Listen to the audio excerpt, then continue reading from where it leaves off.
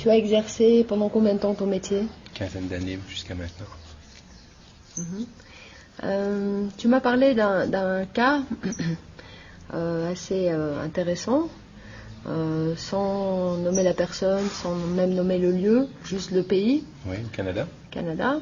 Est-ce que tu peux me raconter un petit peu ce que tu as pu entendre ou comprendre?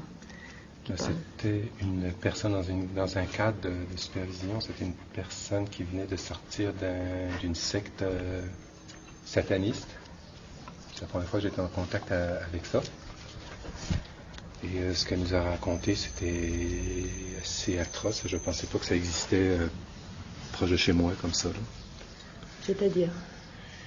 C'est-à-dire, ça faisait partie elle disait qu'elle faisait partie d'une famille qui se faisait des générations qui pratiquaient des cultes satanistes. Et elle avait été, depuis qu'elle était petite, elle avait été comme, je ne sais pas si on peut dire, dressée ou éduquée, hypnotisée à travailler comme une espèce de prêtresse, comme un hôtel pour les cérémonies de magie noire.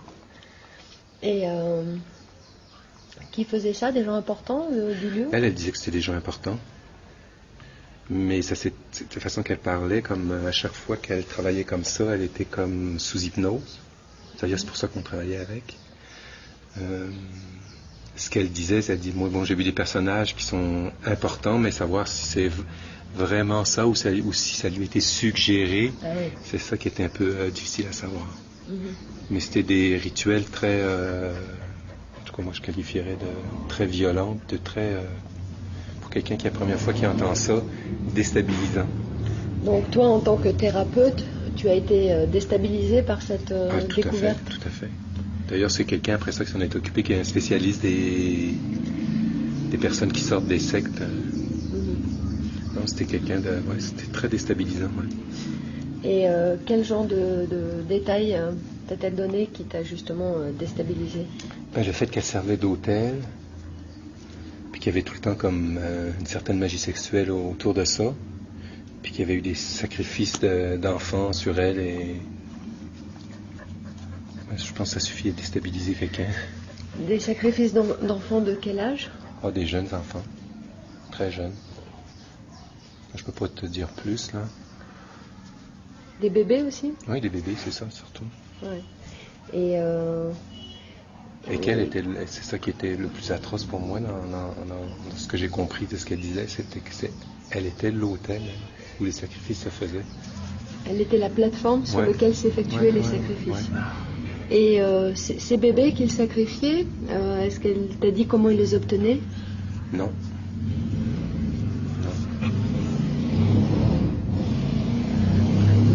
Non, mais après ça, quand tu penses à toutes les disparitions d'enfants qu'il y a un peu partout, non, je peux pas dire. Ouais. Disons qu'on a vu ça sur l'internet, on voit ça, on entend parler de ce genre de choses, mais on a tendance à penser que c'est un peu... on se demande si ces gens-là ne sont pas des huluberlus. En revanche, je t'ai rencontré à Vilcabamba, tu es un professionnel, tu as exercé ton métier pendant longtemps et tu me parles de ça, ça fait qu'on se pose des questions. Ah ben oui, puis ça a toujours été un peu au départ, est-ce que cette personne-là est en train de complètement fabuler? Ouais. Ou est-ce que c'est vrai? Ouais. Mais après ça, on s'est aperçu que non, elle était très... on peut pas dire envoûtée, je pense. Ce serait pas le bon mot, ou ce serait le bon mot, mais... C'était une sorte de mind control. Ouais, prisonnière de... Contrôle de la pensée. Ouais, prisonnière de tout ça. Et donc vous avez vérifié que ce qu'elle disait était vrai? Oui. Puis après ça, bon, elle a été travailler avec une autre personne, et... parce que ça a l'air que c'était tout vrai et tout vérifiable.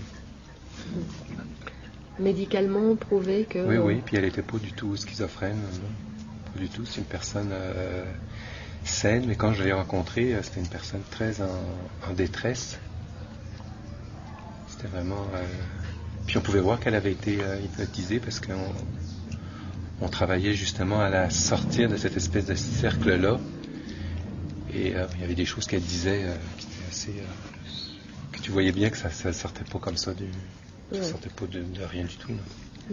Est-ce qu'elle a donné des chiffres sur le nombre de gens qui sont Là, je ne me rappelle plus. Je peux te dire qu'il devait y avoir des fois dans les cérémonies peut-être 15-20 personnes, des fois il y en avait moins. C'était très des familles, c'était des familles. Et autour de ces familles-là, il y avait d'autres personnes qui gravitaient, qui pouvaient être plus ou moins des personnes importantes. Et pourquoi ces familles? Est-ce qu'il y avait un côté génétique qui était important? Oui, c'est des familles, ça fait des générations qui sont comme ça. Mm-hmm. Donc les parents élèvent leurs enfants comme ça et ça se suit comme ça. Mm-hmm. Il n'y a pas tellement de tendresse là-dedans. Là. Mm-hmm. Et est-ce qu'il arrivait qu'ils sacrifiaient un de leurs enfants? Ça, je peux pas te dire. Je sais pas ça. Ben déjà, je trouve que elle,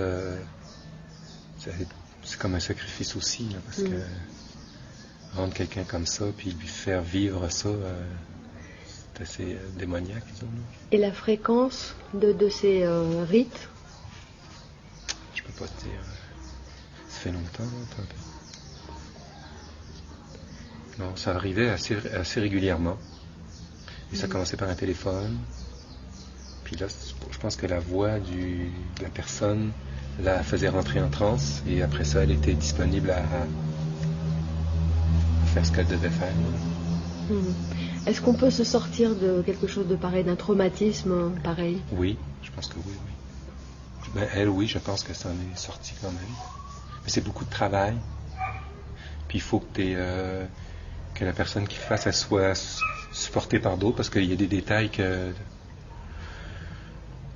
sont assez violents.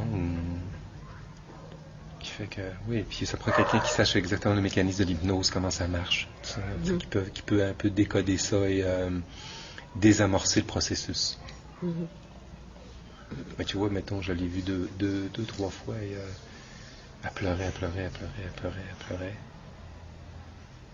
Quand elle s'apercevait quand on dirait qu'il y a eu le choc des personnalités à l'intérieur d'elle qui se rencontraient, là. C'est assez intense. Assez intense pour me déstabiliser puis me dire oh non, c'est pas. Il y a des gens plus qualifiés pour ça. C'est vraiment une qualification spéciale de travailler avec des gens qui sortent des sectes, là, qui ont été hypnotisés et travaillés comme ça. Là. Ouais. Et est-ce que avant ce cas particulier, si tu entendais parler de rites sataniques, tu y croyais ou tu pensais que c'était de la foutaise? On y croit, mais on pense pas que c'est proche de chez toi. C'est quand tu t'aperçois que c'est proche de chez toi que ça a été comme assez traumatisant. Puis je me rappelle qu'on était en supervision, on était 3-4 personnes et les 3-4 personnes, quand ça c'est venu, les 3-4 personnes, on a été quand même traumatisés de ça, de savoir que c'était proche de chez nous, que c'était aussi violent que ça, puis qu'il y avait des gens qui pouvaient peut-être côtoyer, qui faisaient des cérémonies comme ça, puis qui ne pouvaient même pas savoir qui c'était. Là, non, c'était assez intense. C'est pas quelque chose qui était agréable à travailler, ni à côtoyer. Une énergie vraiment noire. Là. Ouais.